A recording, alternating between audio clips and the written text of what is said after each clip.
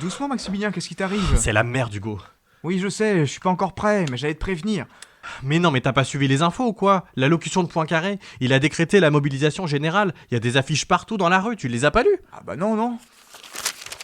Regarde, par décret du président de la République, la mobilisation des armées de terre et de mer est ordonnée, ainsi que la réquisition des animaux, voitures et harnais nécessaires au complément de ces armées. Oh merde, mon âne! Ah mais attends, c'est pas fini! Tout Français soumis aux obligations militaires doit, sous peine d'être puni, obéir aux prescriptions du fascicule de mobilisation. Ce qui veut dire? Je crois qu'on a du pain sur la planche, Hugo. Putain, si la guerre est déclarée... Ça c'est clair. Attends. T'entends? Ah oui, j'entends bien, oui. Je crois qu'on va devoir prendre l'antenne, Max.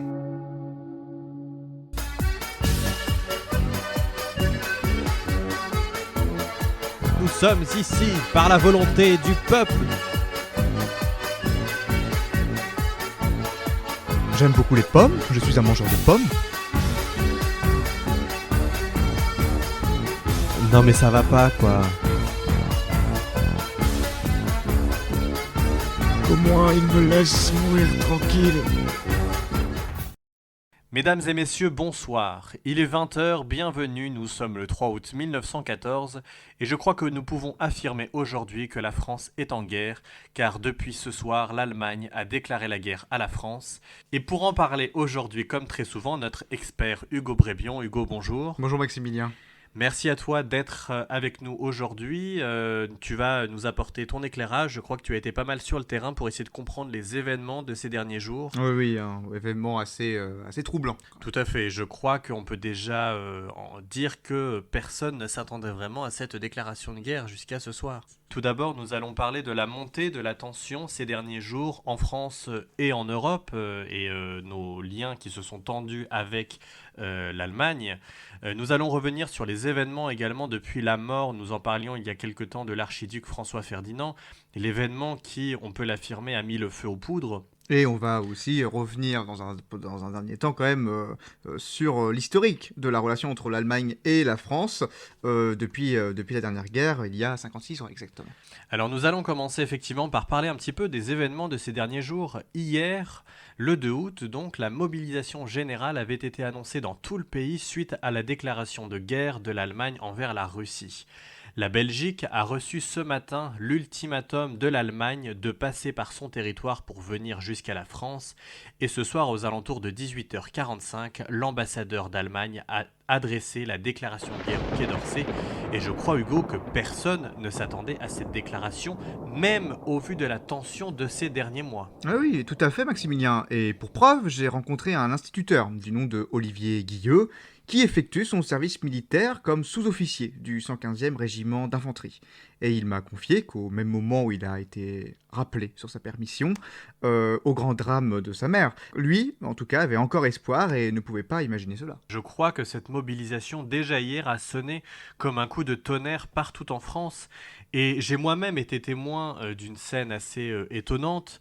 Au moment de la résonance des cloches, hier, des habitants sont sortis de chez eux avec des seaux d'eau. Pourquoi ? Eh bien, il faut les comprendre. La seule occasion que certains ont pu avoir d'entendre ces cloches, c'était dans le cas d'incendie. Donc des personnes pensaient qu'il y avait un incendie et sont sortis spontanément avec des seaux d'eau. Mais ils étaient loin de se douter que cet incendie embraserait toute l'Europe.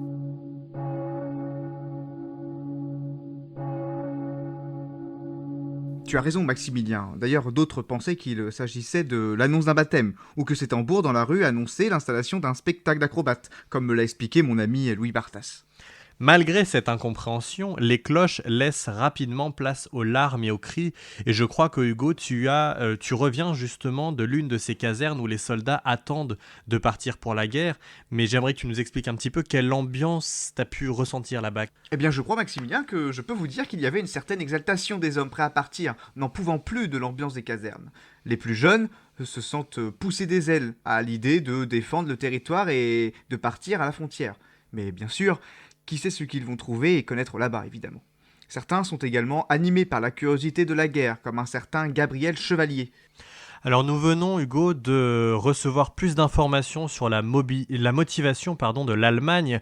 L'Allemagne a prétendu que des avions français menaient un raid sur Nuremberg en dépit des respects des règles de guerre. Tout ça semblerait faux, mais cela en fait une très bonne excuse pour l'Allemagne pour avoir déclaré la guerre à la France. Et la nuit dernière, le roi belge Albert Ier a organisé un conseil de guerre durant lequel il a été décidé de rejeter le chantage de l'Allemagne envers la Belgique. Nos amis belges ont effectivement reçu plusieurs fois des menaces de la part de l'Allemagne qui menaçait de les envahir pour ensuite venir jusqu'à la France. Cette nuit a été très longue pour beaucoup et c'est un agent des chemins de fer en France qui est venu frapper à la porte de l'ambassade de France pour les avertir que les troupes allemandes étaient en train de se masser à la frontière, qu'ils s'apprêtaient à intervenir en Belgique et qu'ils étaient en train de relever les positions de l'armée de nos amis belges. Mais il semble que notre ambassadeur ait été déjà mis au courant. Par la suite, en Belgique, c'est le branle-bas de combat. Depuis ce matin, le roi a ordonné la destruction des ponts et tunnels à proximité de la frontière et a pris le commandement des armées. Mais je crois que nous pouvons compter sur le soutien de nos amis anglais également, Hugo. Oui, j'ai été en contact avec des collègues journalistes de l'Outre-Manche et le parlementaire Lord Grey, qui a pris la parole cet après-midi devant la Chambre des communes. Il s'est dit préoccupé par le triste sort de nos amis belges et par notre fragilité, nous Français. Il a conclu en précisant que l'honneur de la Grande-Bretagne exigeait qu'elle sorte définitivement de l'attentisme. Ainsi, la Chambre anglaise a approuvé la mobilisation par la suite. Et dernière affirmation, comme nous vous le disions, à 18h45 ce soir, la déclaration de guerre est devenue officielle et vers 19h, devant les ultimatums envoyés à la Belgique de la part de l'Allemagne pour utiliser son territoire, donc pour venir en France, l'Angleterre a envoyé un ultimatum à l'Allemagne afin qu'il reconnaisse la neutralité belge et qu'il s'engage à la respecter. En résumé, après une série de menaces, de rapports de force, la dissuasion n'a pas suffi et maintenant, la guerre est là.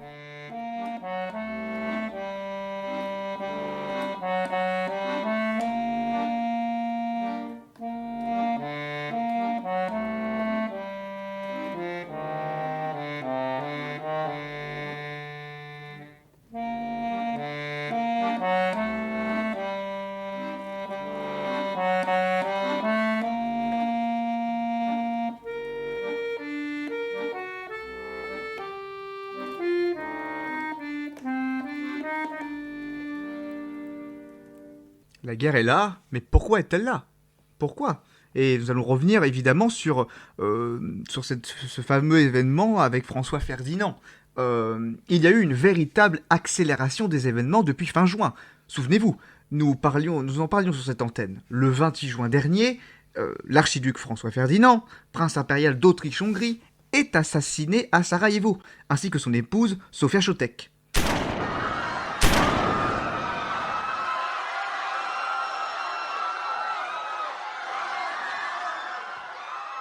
Je me permets de me tourner vers toi, Maximilien, car je sais que ce jour-là, tu étais parti couvrir un tout autre événement.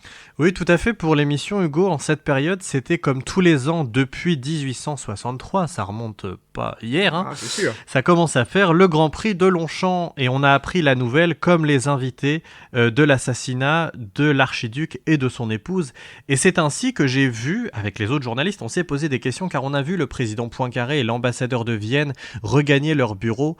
Au vu des événements, maintenant, nous pouvons le comprendre, mais je crois qu'à cet instant, nous ne prenions pas encore compte de la mesure de l'importance de cet événement.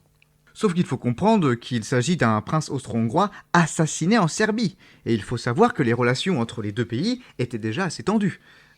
Aussitôt, Vienne rend Sarajevo coupable de l'attentat. Il faut ajouter cela, le traité de Bucarest, qui a mis un terme au conflit des Balkans et qui a agrandi la Serbie. De son côté, la Serbie ne pardonne pas à l'Autriche-Hongrie l'annexion de la Bosnie-Herzégovine il y a 6 ans. Donc des deux côtés, ce sont des pilules qui restent à travers de la gorge. Alors là, c'est l'étincelle qui a mis le feu à cette poudrière. Le pompon sur la Garonne. Pendant longtemps, la France faisait confiance à la diplomatie pour éviter un conflit généralisé, Maximilien. Attendez que je vous explique un peu le marasme politique de l'Europe. Ah oui, le marasme. Le marasme. Ah, je dirais même le bourbier, Hugo. oh là là là. Ouais, non mais T'es malade. je suis un fou, je suis un fou. Une guerre entre l'Autriche-Hongrie et la Serbie était envisageable, comme vous l'avez expliqué, la situation entre les deux pays juste avant. Sauf que la Serbie et sous protectorat russe. Donc la Russie viendrait au secours de la Serbie. Mais de l'autre côté, l'Allemagne et l'Italie sont des alliés de l'Autriche-Hongrie. Et enfin, la France et le Royaume-Uni sont des alliés de la Russie. Voici ce qui explique la généralisation du conflit de ces derniers jours grâce à ce système d'alliance où chacun vient un petit peu aider son voisin. Oui, effectivement. Le 28 juillet dernier, l'Autriche-Hongrie déclare la guerre à la Serbie. Il y a 2 jours, l'Allemagne a déclaré la guerre à la Russie, avant de faire de même pour la France aujourd'hui. Au sein de la ville de Rouen, depuis l'annonce de la mobilisation générale, le premier adjoint en qualité de maire, par intérim, a pris la parole hier depuis l'hôtel de ville. Nous l'écoutons. Chers concitoyens, nous avons constaté avec fierté le calme et la dignité avec lesquels vous avez accueilli les graves événements qui ont surgi dans notre pays. Nous n'attendions pas moins de la sagesse dont vous avez toujours donné tant de preuves. L'application de l'ordre de mobilisation et les réquisitions militaires qui l'ont suivi ont amené sur nos marchés la rareté de certaines denrées alimentaires et en même temps une augmentation exagérée des prix qui a causé une légitime émotion. Nous pouvons vous assurer que l'administration municipale s'est préoccupée de cette situation et qu'elle a pris les mesures les plus propres à faire cesser un tel état de choses. Nous faisons appel au sentiment patriotique des commerçants et de la population rouennaise tout entière pour aider l'administration municipale dans les circonstances difficiles que nous traversons.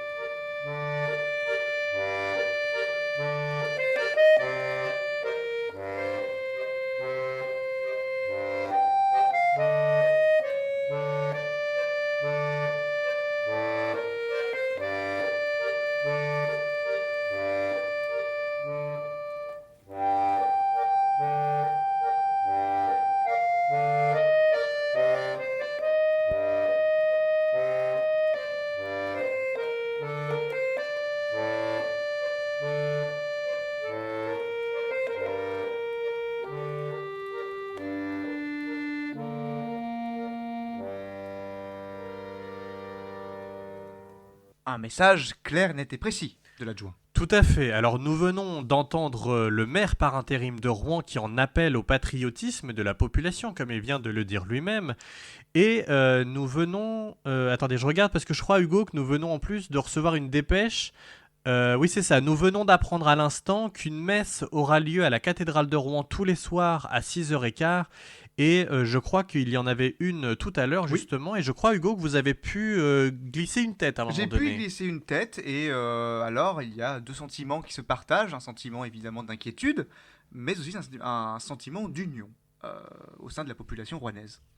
Je crois, Hugo, que l'émotion était liée également au fait que plusieurs membres du clergé de l'archevêché de Rouen ont été mobilisés et malheureusement ont dû quitter Rouen ces derniers temps. Oui, tout à fait. Beaucoup de personnes de Rouen ont été mobilisées pour cette guerre.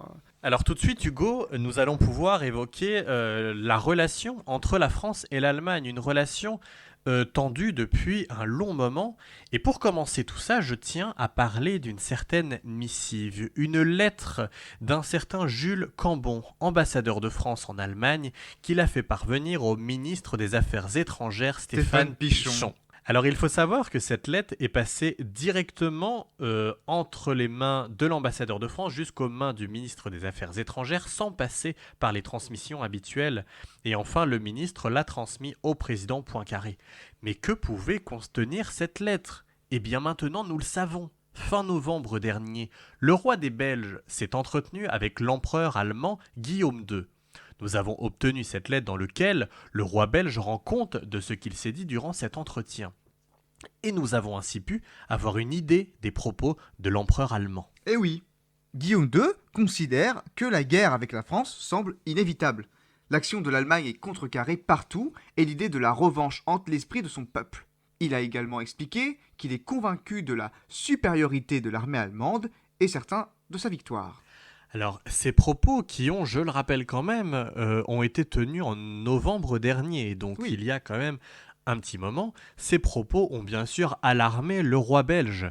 Mais cela se rajoute aux mots du général Van Molk, dont l'oncle est présenté comme le vainqueur de la guerre de 70, et pour lui aussi, la guerre est inévitable et que cette fois, il faudra en finir. Et je pense, Hugo, que nous pouvons dire que les propos de cette lettre pèsent lourd quand nous voyons aujourd'hui la déclaration de guerre de l'Allemagne. oui, tout à fait. Alors on en parlera plus tard, mais la guerre de 1870 a un impact fort, une amertume des deux côtés de la frontière. Mais ce que l'on peut dire, c'est que le président Poincaré, s'il ne cherche pas la guerre, il l'attend depuis quand même novembre dernier. Effectivement, je pense, Hugo, que nos auditeurs et moi-même, nous serions intéressés d'en savoir un petit peu plus sur cette guerre franco-prussienne. Il y a 56 ans, je pense qu'il y a de nombreuses générations qui sont venues après la guerre de 70 qui ne l'ont pas connue. Oui, Nous-mêmes, d'ailleurs, nous ne l'avons pas pas, connu. nous ne l'avons pas connue. Nos parents, Donc, oui, mais nous non. Il faut savoir, Maximilien, que la guerre franco-prussienne de 1870 à 1871 a été un tournant majeur dans l'histoire européenne. Elle a marqué la fin du Second Empire français et a conduit à l'établissement d'un nouvel État allemand sous la direction de la Prusse. Cette guerre a été déclenchée par des tensions diplomatiques entre la France et la Prusse, notamment en raison de la question de la succession au trône espagnol. Lorsque Léopold II, et désolé si j'écorche son nom, Hohenzollern, Hohenzollern Sigmaringen. on va l'appeler Léopold. Hein? Partons Tout à là-dessus, fait. Maximilien. Il s'appelle Léopold. Oui, donc il s'appelle, pouvons il l'appeler. s'appelle Léopold, Appelons-le Léopold. qui est un prince allemand, a été proposé comme candidat au trône espagnol. La France, de son côté, a réagi avec inquiétude, craignant une menace pour son influence en Europe. Malgré le retrait de la candidature de Léopold, la France a demandé des garanties supplémentaires à la Prusse concernant la non-répétition de telles candidatures. Cependant, lorsque la demande française a été rejetée, la France a déclaré la guerre à la Prusse en juillet 1870.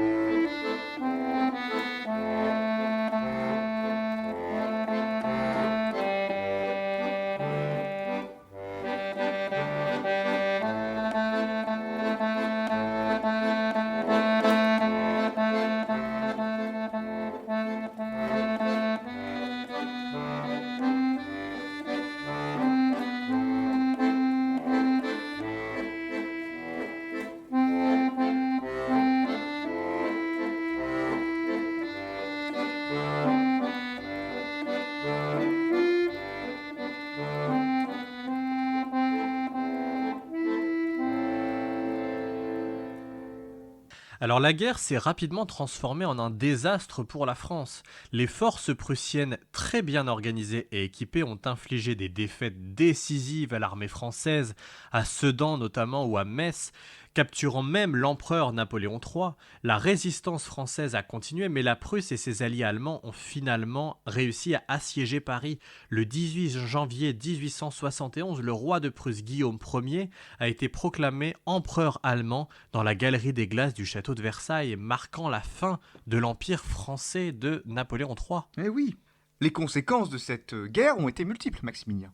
Premièrement, la France a dû céder à l'Allemagne les provinces de l'Alsace et de la Lorraine, riches en ressources et stratégiquement importantes.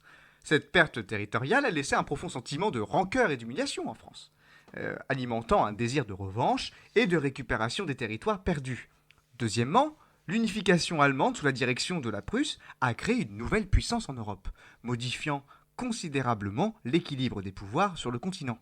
Cette unification a été perçue comme une menace par d'autres grandes puissances européennes, en particulier la France et la Grande-Bretagne, incitant à la formation d'alliances et au renforcement des armées. Tout à fait, Hugo, et j'en profite pour préciser aussi que les générations qui, pour certaines, ont connu la guerre et pour d'autres non, ont eu quand même des cours, notamment dans l'éducation, qui étaient aussi tournés autour de cette défaite française, avec Oui. des maniements d'armes, avec un renforcement patriotique voulu en passant par l'éducation et tout Bah, ça. tout l'obligation de l'école dans les années 1880 par Jules Ferry. Et enfin, mon cher Hugo, la guerre franco-prussienne a laissé des tensions profondes et durables entre la France et l'Allemagne, jetant les bases d'une rivalité continue qui, je pense, a joué un rôle majeur dans les événements menant à cette déclaration de guerre que nous couvrons aujourd'hui.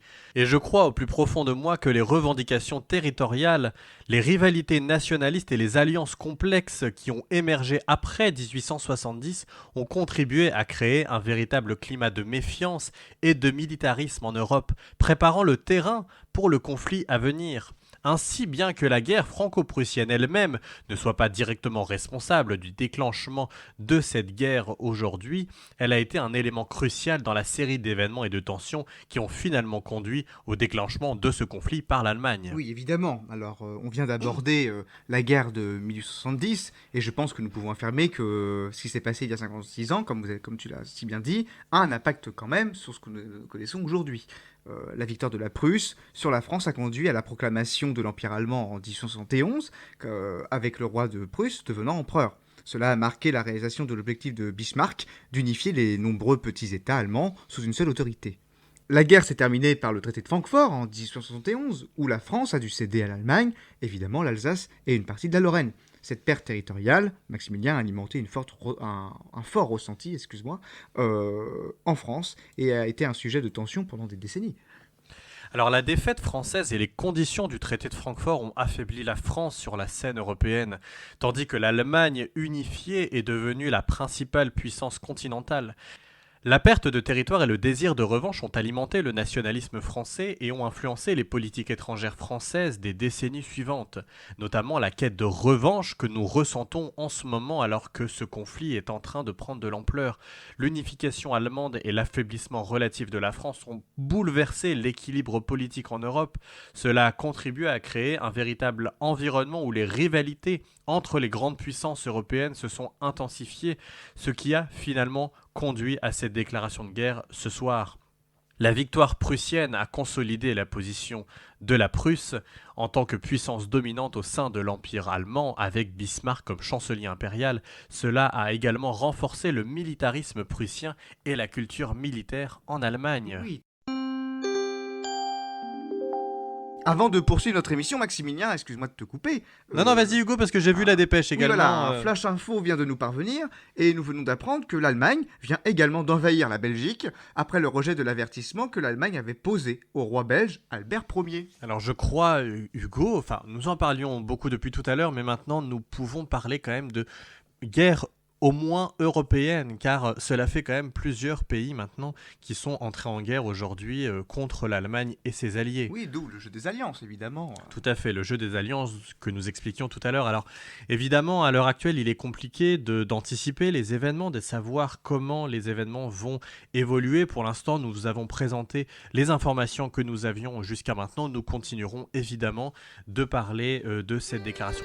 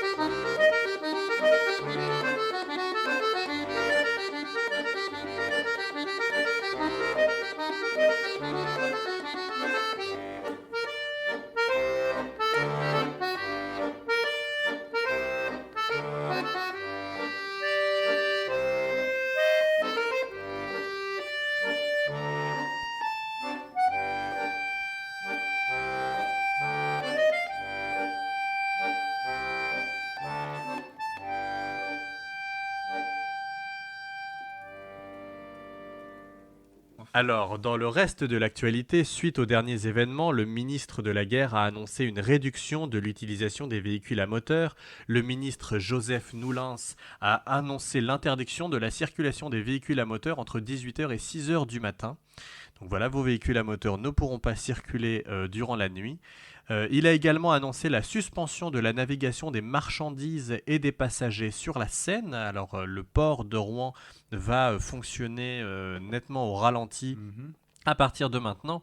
Et ensuite, à la suite de ces événements, le Gaumont Théâtre de Rouen a fait savoir dans un communiqué que le moment n'était plus aux réjouissances et que leur décision a été de fermer la salle de spectacle pour la mettre à disposition de l'armée. Donc je crois que c'est aussi voilà, le monde toute la société au final se met vraiment en ordre de bataille dans cette guerre. Nous allons quand même passer, Hugo, par Un petit rayon de soleil voilà, aujourd'hui. un petit point, une petite lueur. Une petite lueur, voilà, voilà, c'est ça. Un petit point météo. Tout Voilà, à fait, petit point allez. météo. Après les petites pluies qui ont touché la France, c'est le retour du soleil. Mais par contre, il faudra profiter, mes chers auditeurs, parce que ça ne restera qu'une seule journée. Hein, Bon, voilà. bah, on ira se balader On au ira bord de se balader. Seine. Voilà, c'est ça. Demain, vous irez vous balader toute la journée dans toute la France. Dans toute la France, il fera beau. Dès le matin, avec des températures assez douces, on pourra voir, exemple, le matin, Paris sera à environ 13 degrés, Châteauroux 14 degrés, environ 17 degrés à Marseille, et on montera même à 18 degrés à Perpignan. Et l'après-midi, alors, Hugo, comment ça va évoluer? Écoutez, les températures vont augmenter et seront de saison. Nous serons à 23 degrés à Paris, 23 degrés aussi à Bordeaux, et on pourra même monter jusqu'à 28 degrés à Marseille. Alors, je crois, Hugo, parce que tu l'as dit, que le soleil ne va pas durer dans les prochains jours. Et non, c'est ça, voilà. Malheureusement, les prochains jours, la pluie va faire son grand retour sur le nord de la France, avec une petite baisse des températures. Mais cette perturbation ne vient pas de Belgique, mais de Bretagne. Comme quoi, on se fait attaquer sur tous les fronts. On fêtera d'ailleurs demain les Darcy, les Jean-Marie et les Vianney. Eh ben, bonne fête aux Darcy, aux Jean-Marie et aux Vianney demain. Merci, Hugo, pour ce point météo. Peut-être un petit récap, un petit résumé quand même de ce journal et de ces informations quand même capitales pour l'avenir de notre pays, Hugo. En résumé de notre journal, la journée d'aujourd'hui marque quand même une étape assez critique de l'intensification des hostilités sur le front occidental, avec la déclaration de guerre de l'Allemagne à la France, la mobilisation générale en France et peut-être le début d'une guerre qui nous ne savons pas quand est-ce qu'elle se terminera. Avant cette déclaration de guerre, l'Europe était déjà divisée par des alliances militaires et ravagée par des tensions nationalistes et impérialistes, Maximilien. L'assassinat de l'archiduc François Ferdinand d'Autriche en juin 14 a déclenché une crise dans les Balkans, conduisant à une escalade des tensions. Lorsque l'Autriche-Hongrie a déclaré la guerre à la Serbie, les alliances se sont évidemment activées, entraînant une série de déclarations de guerre. La relation entre l'Allemagne et la France a été marquée le plus souvent par des tensions issues de la guerre franco-prussienne, déjà comme expliqué durant notre émission, de l'unification allemande et des rivalités coloniales. Les alliances militaires formées ont exacerbé ces tensions. Ces antagonismes ont finalement contribué au déclenchement des déclarations de guerre, dont celle d'aujourd'hui. Voilà, et je crois, Hugo, qu'on va rester sur cette information que voilà, cette guerre vient de se déclarer et que nous ne savons pas combien de temps elle va durer et même comment les événements vont se poursuivre. Le plus court possible, j'espère. Tout à fait. Merci en tout cas beaucoup, Hugo, de nous avoir accompagnés aujourd'hui. Merci pour ton éclairage sur ces informations, comme toujours. Merci pour ce point météo, car il faut toujours aussi savoir regarder... Il fait toujours beau au-dessus des nuages. Exactement, toujours ce petit rayon de soleil que nous pouvons avoir par chez nous malgré ces temps tumultueux et douloureux pour la population française. Nous allons évidemment continuer de couvrir ces événements et merci chers auditeurs de nous avoir écoutés. Nous avons essayé évidemment d'apporter ces clés de compréhension pour comprendre les événements que nous vivons en ce moment, en ce mois d'août 1914. À très bientôt en tout cas, très bonne journée à tous et bon courage. Bonne journée à vous. Bon Hugo, je pense que cette émission, ça va, elle était pas mal. Bon, elle était pas gaie, mais bon, on a réussi à être exhaustif sur les infos et tout. Oui, non, c'est vrai, t'as raison. Il y a quand même un truc qui m'inquiète, hein. Oui, je vois ça que t'as l'air inquiet, ouais, qu'est-ce qui se passe? Avec cette déclaration de guerre, Ouais. nous aussi on va être appelés, non? Ah merde, ouais, mais attends. Oui, mais attends, t'as été convoqué, toi? Ah, pas encore, et toi? Bah non, pas encore. Ouais. Putain, ça me saoule parce que moi, je viens de faire des plantations, enfin, j'ai refait mon crépi chez moi et tout, je vais même pas pouvoir en profiter. Bah moi ça me fait chier pour mon âne. Ah bah oui, j'imagine. Bon, bah attends, de toute façon, on va partir 6 mois, et puis après, on est rentré, ça va pas être si long, enfin... Ouais, mais au cas où, Maximilien, je peux te poser une question? Oui, vas-y. Est-ce que tu connaîtrais pas Des magouilles pour se faire réformer. Bah, attends, je réfléchis. Ça dépend. T'es allergique au cyanure? Bah ouais, je crois, ouais. Ah bah c'est mort alors. Ah, merde.